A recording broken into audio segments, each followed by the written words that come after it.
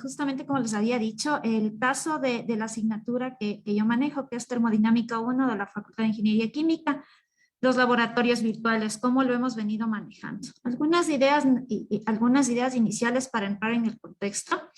La materia de termodinámica es una materia que estudia la energía y que nació justamente para explicar el funcionamiento de las máquinas de vapor, por ahí por los años 1800, ¿no?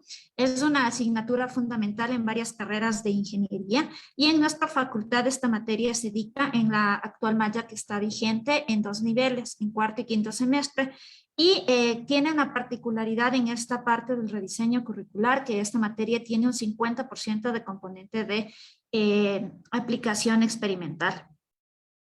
Un poco para entrar en contexto de esta materia, para que los estudiantes puedan ingresar, como tal tienen que haber aprobado 3 periodos antes de materias importantísimas y fundamentales como la física 1 y 2 y la físico-química.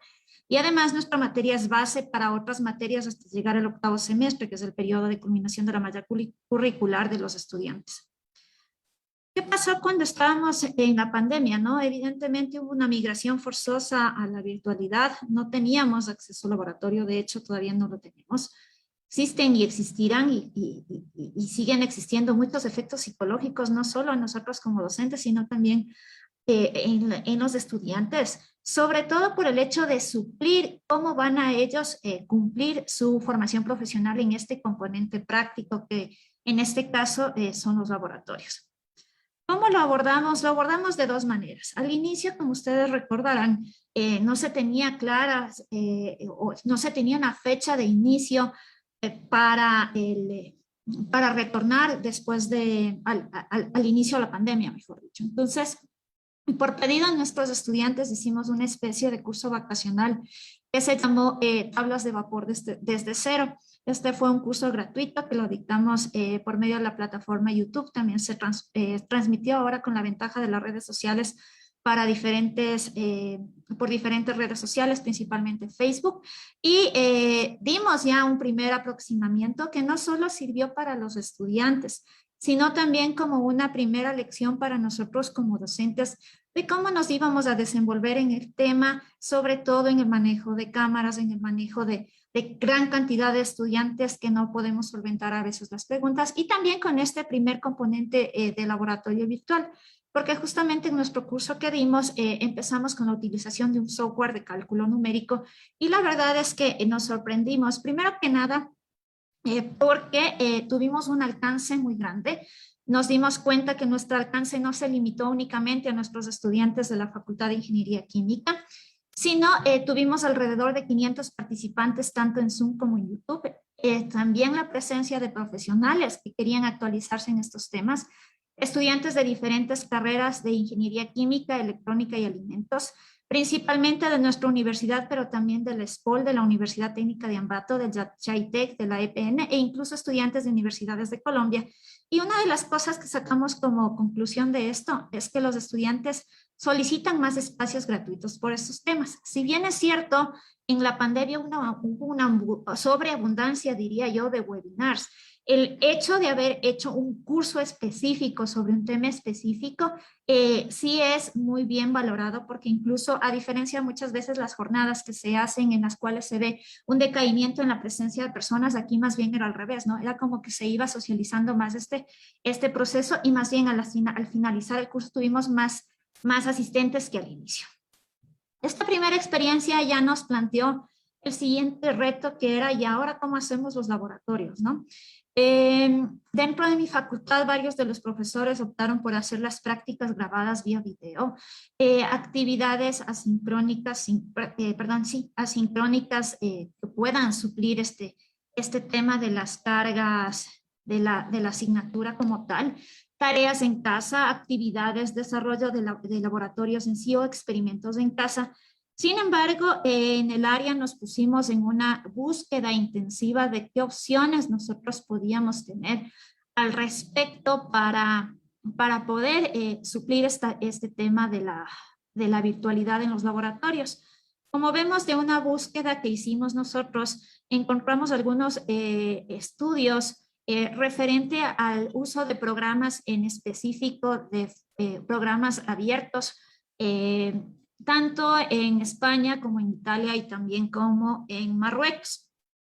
Sin embargo, también nos acordamos, porque a veces uno no se acuerda de lo que hace, de que nosotros algún tiempo atrás ya habíamos hecho un pequeño diseño de un simulador de una planta de cogeneración de energía mediante el ciclo termodinámico de Rankine. Tuvimos la oportunidad de igual manera de presentar en un congreso científico realizado en Riobamba.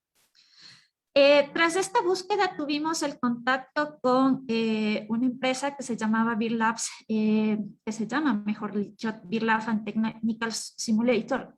Y la verdad es que no hay gestión, no hay peor gestión que no se haga. Nosotros expusimos nuestra situación, expusimos que nos encontramos en Ecuador, que el tema de la pandemia ha limitado mucho eso, y las personas de Beer Labs nos facilitaron el software para todos nuestros estudiantes sin ningún costo. ¿Qué ventajas tiene el tema de Beer Lab? Primero, que independientemente de que si hubiésemos requerido comprar las licencias, son la verdad bastante accesibles. Como insisto, ellos a nosotros, por esta consideración que hicieron con la Facultad de Ingeniería Química, no nos cobraron nada. Que también ya es un plus, ¿no? Es un adelanto en la tecnología. Nosotros no habíamos manejado simuladores de este estilo. Uno de los limitantes probablemente sea el idioma, porque Beer Lab tiene su base en Rusia y por lo tanto su software, el idioma más estándar que tienen es el inglés. La factibilidad de uso que ya les voy a mostrar cómo es y sobre todo, ¿no? El hecho de cómo gestionamos ahora. Perfecto, ya tengo el Beer Lab, pero ahora ¿qué voy a hacer con los estudiantes acá? ¿Cómo hago que esto sea una experiencia tal que sea enriquecedora y no sea solo coger y aplastar un botón en un simulador? Entonces, ¿cómo lo abordamos? Principalmente hicimos una pequeña guía de los parámetros para cómo utilizar el software y también cómo la presentación del informe de laboratorio, muy similar a cómo se venía manejando en el tema presencial. Sin embargo, evidentemente tomando en cuenta ahora ya las particularidades que nos viene en la virtualidad, ¿no? En la utilización ya de paquetes de cálculo, en la utilización de gestores bibliográficos, como lo hablaron esta mañana. Hicimos para cada uno de las prácticas unas hojas guías y además para el trabajo en sí sincrónico con los estudiantes, se crearon canales para cada uno de los grupos de laboratorio dentro de Teams. Dentro de mi aula de Teams tenemos, cada uno de los grupos tiene su aula que no solo les sirve para laboratorio, sino que ya luego nos dimos cuenta que ese podía ser un espacio, de hecho, que utilizaban mucho los estudiantes para reunirse fuera de las horas de clase, por ejemplo, para hacer deberes, para estudiar, para hacer tareas. Entonces, fue darles ese espacio también a los estudiantes en los cuales ellos puedan compartir con sus compañeros.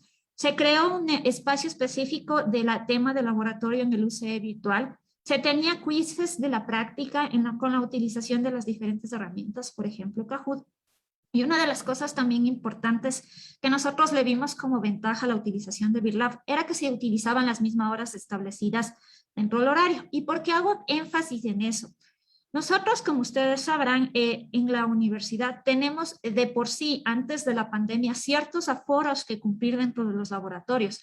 Entonces, si son prácticas muy largas, muchas de las veces los estudiantes se tenían que quedar fuera de la hora de clase para poder cumplir con las actividades. Mientras que si teníamos esta opción de realizar el proceso con el simulador, aquí nosotros podíamos hacer todos a la vez.